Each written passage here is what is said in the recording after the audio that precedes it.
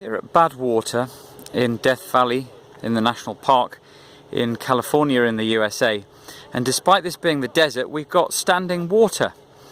And we've got standing water here because this landscape is in a basin. The valley has steep mountains on either side of them, the Panamint Range over there, and further steep mountains behind this pool of water. And so this is the lowest point in the landscape. We're actually some 150 meters below sea level here, and so the water table is very, very close to the surface. And so when it does rain occasionally here on the mountains around and about Death Valley, the water drains off very quickly to this location, and I've seen footage at the visitor centre of this area being completely flooded as a lake. Now, of course, that's most likely to happen during the winter time when storms can penetrate in from the Pacific and provide the little bit of rainfall to this area.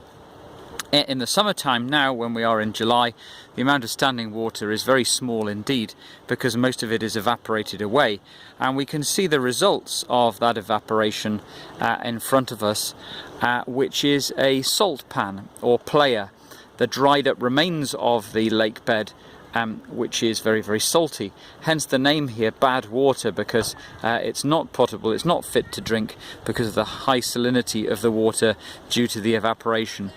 And that salinity comes from the rock minerals which are dissolved into that water from the surrounding mountain rocks.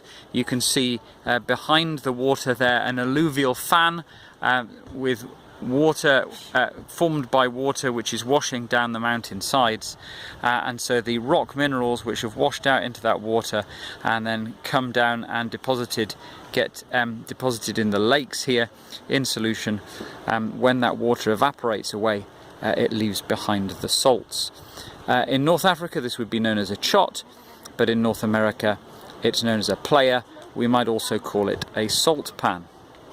Finally, if we pan over towards where all of these people are walking, you can see in the distance that actually the salt pan is very, very white indeed.